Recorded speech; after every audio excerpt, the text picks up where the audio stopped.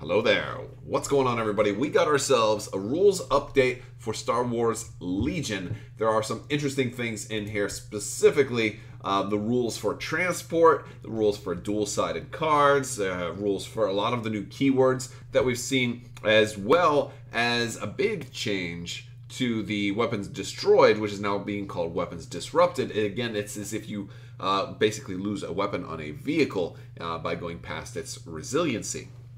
So that's actually pretty interesting. These new rules are available. I will put a link to them, but they're available from Fantasy Flight on their website.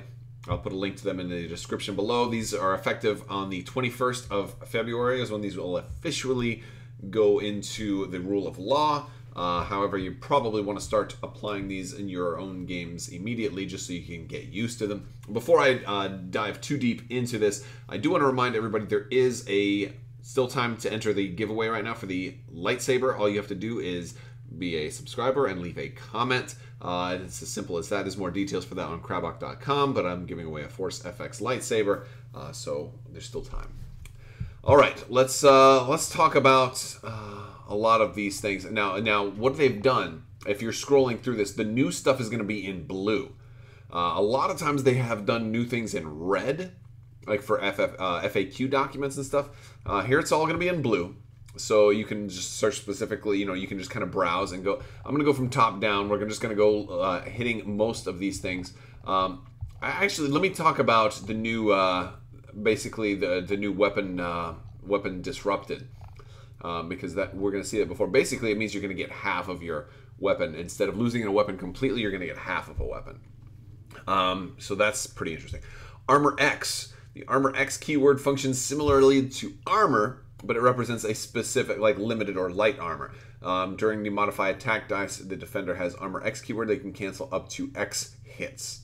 And it is also an impact can still work against Armor X. Basically, Armor X is everything that armor was, but only canceling a certain number. So if you have Armor 2, you're only canceling 2 hits through armor as opposed to canceling all hits through armor. So that's, it's just clarifying the way that works, especially if you have any particular rules interactions like, well, since impact only works against armor, but your Armor X can, yes, and so it's clarifying, things like that. That's a lot of these things are going to be like automatic, no-brainers, but it's important when it comes to very, very specific scenarios like, well, does this work here? Let's consult. And so that's one of the things that they're there. But yes, talking about basic, a lot of these are just slight clarifications. I'm not going to talk about every specific possible thing. There's some stuff with overhang now too for vehicles. A pretty interesting new interaction with like hover vehicles. They're allowing them to bounce back a little bit. Speeder X, we'll talk about that. Compel, this is a new keyword here. They're just talking about compel a little bit. Interesting thing here, when a unit performs a compulsory move, the bases of the minis, the unit can partially overhang ledges, as long as each mini is stable and not precariously placed. If there's not enough room to place a unit leader's base on the surface that unit leader is moving onto, if any of the mini's base cannot be placed legally and maintain cohesion, the unit cannot complete the compulsory move. But it basically says you can overhang now. They're giving you a little more flexibility on I believe that this is all under speeder, or for compulsory moves. You're going to see these same, a lot of times you see duplications, like this, a lot of the stuff under compulsory move will also be found under speeder, so we're going to talk about that. During a compulsory move, if the unit leader would end its movement on a piece of terrain that would normally ignore due to Speeder X keyword, or the repulsor vehicle unit type, it may shift backwards along the movement tool by the distance no greater than half the length of its base. And so what that basically means is, like, if you were going to, like, if a snow speeder was going to crash into a barricade and thus not be able to be placed, it can slide back because half the distance of the base is not all that much. So it gives you a little bit of flexibility, a little bit forgiveness on some of those compulsory moves. Hopefully that will, be a step towards maybe seeing snow speeders getting a little more play. Let's see what else we've got in here. Cunning, a new keyword. let's see. Specific operative card belonging to that unit. The cunning keyword, there might be a tie for priority. Treat that command card as though it had one fewer pip. Dauntless. A unit with Dauntless can keep moving while under fire, even if it would normally be hindered by suppression. After a unit with the Dauntless keywords performs its rally step, if it is suppressed but not panicked, it may gain a suppression token to perform a free move action. Since it has already performed its rally step, a unit gaining a suppression token from Dauntless will not become panicked, even if gaining the suppression token causes it to have suppression equal to double its courage value. So that's like, I guess, an important thing. Since Dauntless is taking effect after the rally step, that's the only time that you can actually panic and run away, is like after the rally step. That's when you check all these things, or at the end of the rally step, rather. So Dauntless is taking effect after rally is over, so all of that other stuff you're not going to apply. So that's pretty good. Danger Sense. We're talking a little bit about Danger Sense, which is stuff for the Jin Urso and the Pathfinders. By the way, they're coming out this Thursday, so at least that's what they're supposed to be coming out. This coming Thursday, the 21st of February, is supposed to be a big release day. I think there's a lot of stuff coming out. So that should be coming out soon. So Danger Sense has got its clarifications there. Detonations, some clarifications on those. We've got different charge types for that. I think this is important now because we're also going to see, like, it looks like Bosk has a Dioxis charge. Sabine probably has a graffiti thing, so that'll be cool. Dual-sided cards. Yes, dual-sided. So again, we've seen this already. Like Jin Urso has the reconfigurable weapon, right? And we're going to see dual-sided cards now are going to be a thing. And it's talking about. Let's see. When building an army, if a player includes a dual-sided upgrade card, only the points cost on one side of the card count towards the points of their army. Both sides always have the same printed points cost. Interesting. Both sides are always going to have. So it's not like it's going to be one side is cheaper, one side is going to be more. But if it costs 5 points, you're not going to count 10 because, well, you got to count the top and the bottom. So you're only, I guess that's important because I wouldn't have thought to ask that question, but apparently somewhere along the line somebody did. So that you control which one when you deploy. Only the face upside is active and allowed to be used. That one probably seems like a no-brainer as well.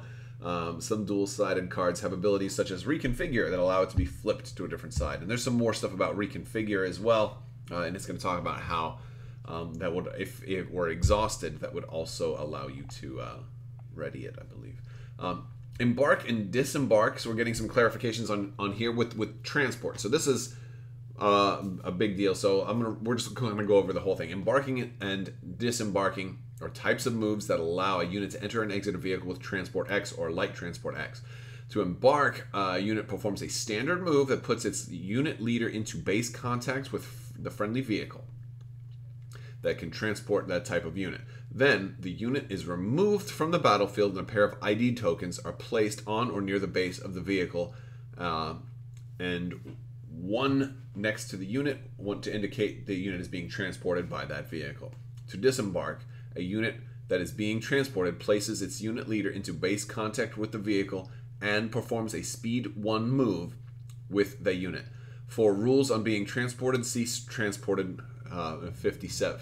So we'll look at the transported rules, but when a unit embarks, any tokens that the unit has are moved off the battlefield with that unit. That unit still has those tokens. So you're going to take your suppression with you. You don't lose all your suppression just because you get on a transport. When a unit disembarks, any tokens that were moved off come back with them. Okay. When a unit disembarks, if the vehicle that is transporting the unit has performed more than one standard move during the current round, disembarking uses that unit's entire activation, and it cannot perform an additional actions or any free actions. Unit disembarks if the vehicle that is transporting that unit has performed more than one standard move. Okay, so if they move twice to get you, okay, that makes sense. A unit that is disembarking cannot move into base contact with any enemy units while performing a speed 1 move. So you can't jump. So Vader can't jump right out straight into a charge move. That's interesting. Any abilities that trigger after a unit performs a move trigger after a unit embarks or disembarks if able. So you can still do a ranged attack. So snow troopers still really good here. Vader's saber throw can still be triggered as well, it seems. Any abilities that trigger after a unit performs a move action trigger after a unit performs a move action to embark or disembark if able. A unit cannot both embark and disembark during the same activation. Units that have a maximum speed of 0 cannot embark or disembark. So if Boba Fett hits you with his whipcord launcher, and you will not be able to embark or disembark. Okay, so there's a couple of interesting things there. I think snow troopers rather seem like the ideal unit to transport, perhaps. All right, let's see. We're gonna jumping down a little bit more. We got infiltrate. An interesting thing here is that it does clarify that you can deploy units that have infiltrate in your own deployment zone, even if that would be within range 3. And so, like, the idea for that is if we're like rebels versus rebels, pathfinders against pathfinders, or Jyn Erso against Jyn Erso. You go first. You drop your Jyn Erso right next to my deployment zone. Does that mean, because somebody probably said, well, does that mean I can't put my own Jyn Erso in my own deployment zone now? Because infiltrate says it must be beyond range 3. And they're clarifying that you only have to keep them out of range 3 if you're deploying them out, if you're using the infiltrate, like thus deploying outside of your deployment zone. You can always deploy within your deployment zone. So that's again, that's not something I would have thought, but I guess that makes sense. And it's actually a good thing to clarify. Issuing orders. Orders are issued one at a time in an order chosen by the player who controls the unit that is issuing the order. Any game effects that trigger after an order is issued are resolved one at a time. Okay, I think that is there specifically for the that new relay comm ability. So that is interesting. Light transport open closed unit keyword. Okay, so this is also important. Especially all the transport rules, because I think this is going to be like the most complicated new game mechanic we've had yet in Star Wars Legion. So a vehicle with a light transport X keyword can transport a number of eligible units up to the value of X. It's 1 mini. Eligible trooper units must consist exactly of 1 mini, and that mini must be on a small round base. Eligible units can perform an embark move to be transported vehicle light transport X. Okay. During setup, if the player has deployed a vehicle with the Light Transport X keyword, this one's important, they may choose as one of their alternating deployments to deploy an eligible unit such that it is being transported by that vehicle. In layman's terms, that means if you've got let's say I'm light transport, right? I've got my land speeder out there. I can deploy Luke directly inside the land speeder. In other words, such that it is being transported. Now, the reason they have it written that way is like I couldn't put Chewie in the transport also, because you can only transport one, and it can, so if a vehicle, and here's what happens if they're destroyed. If a vehicle with light transport X open keyword is defeated during an attack, each unit it is transporting suffers 1 wound in addition to gaining a suppression token and suffering 1 wound due to the vehicle being defeated. I skipped one. After a vehicle with light transport X open keyword defends against an attack, if it's suffered 1 or more wounds, each unit it's transporting suffers a wound. The light transport closed does not have this effect. So if you've got light transport closed, you won't take damage. Light transport open, you take a damage on your transported unit anytime the transport itself. So basically, I shoot your land speeder and I get a damage through. Luke also suffers a damage, assuming Luke is on board, or whoever is on board also takes a damage. So it's not necessarily the best idea.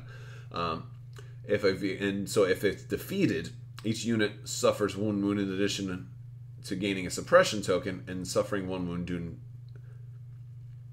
Okay, so basically you're going to take an extra wound, and I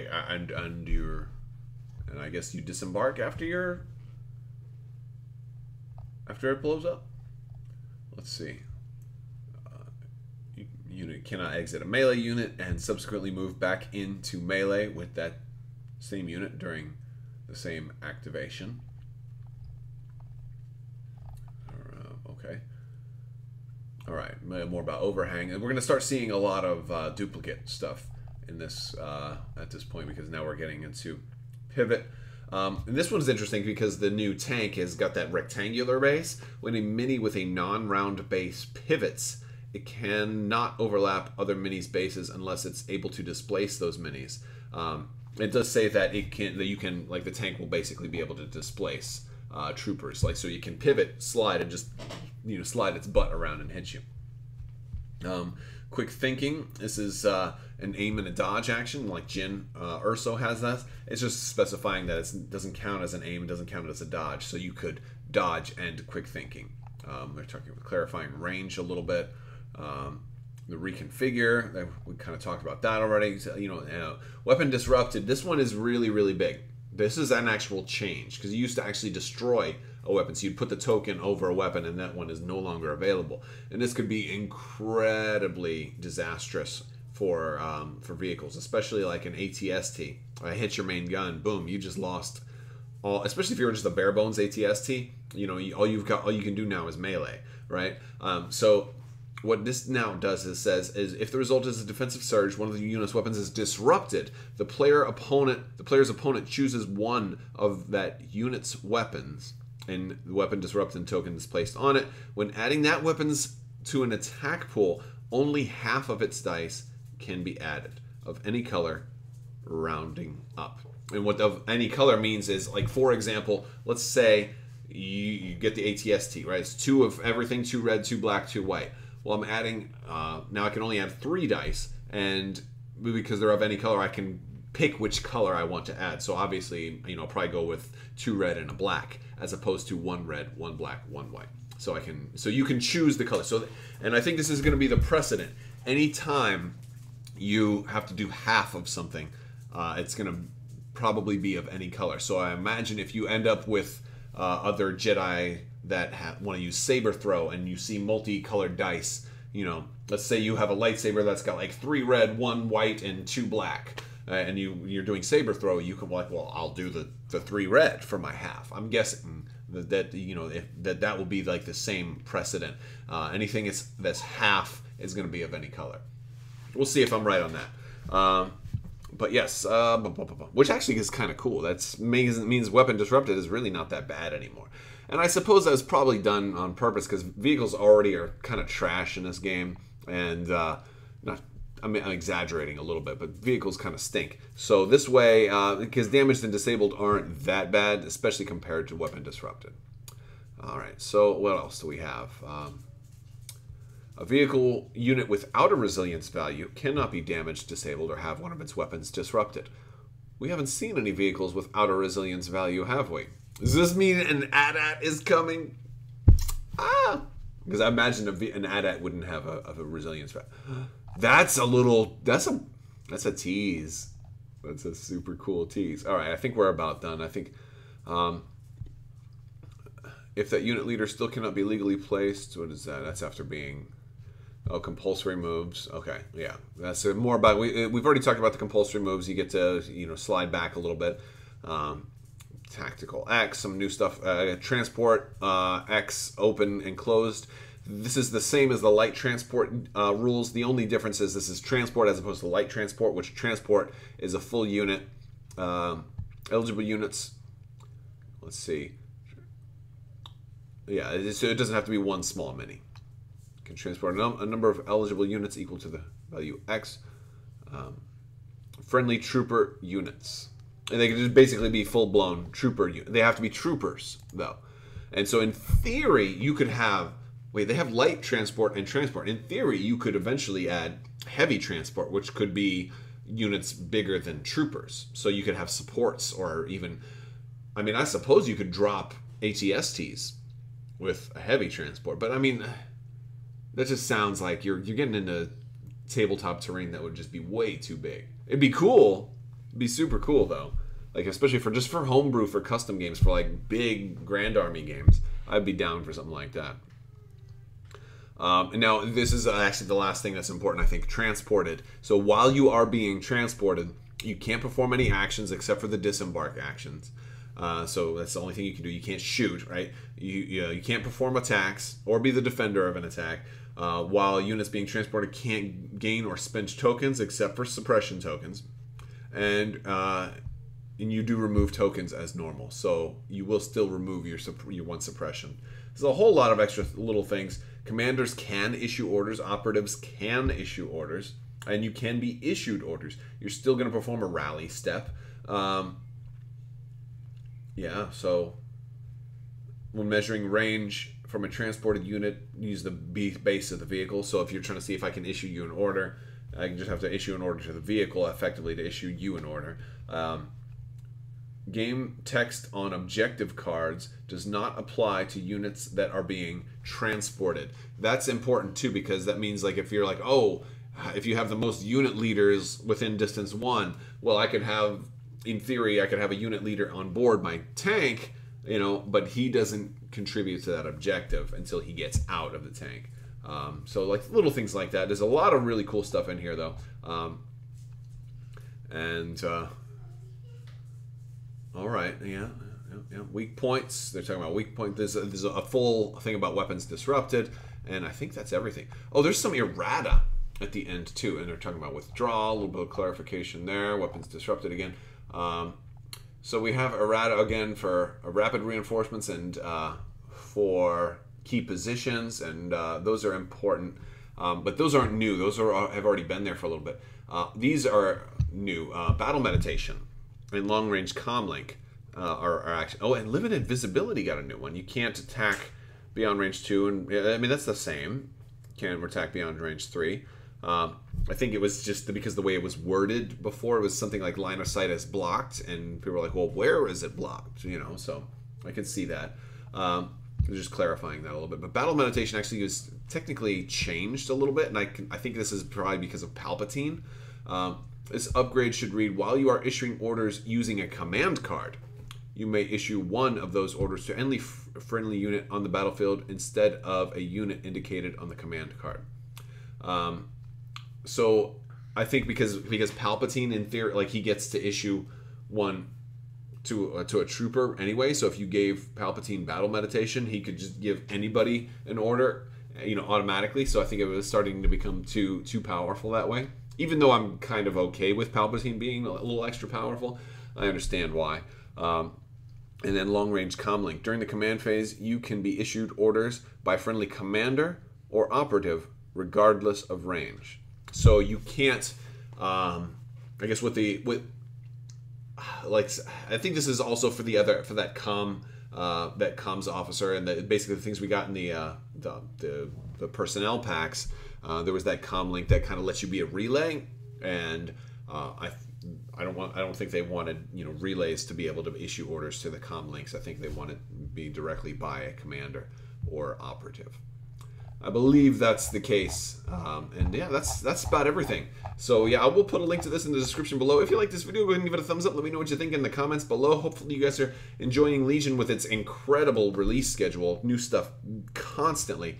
It's kind of crazy. But this goes into effect the 21st of February. Hopefully you guys are enjoying your Friday. Have a great weekend. And I want to thank all my patrons on Patreon for helping out. You guys definitely make this all possible. I want to thank you all so much for watching. And as always, have a great day.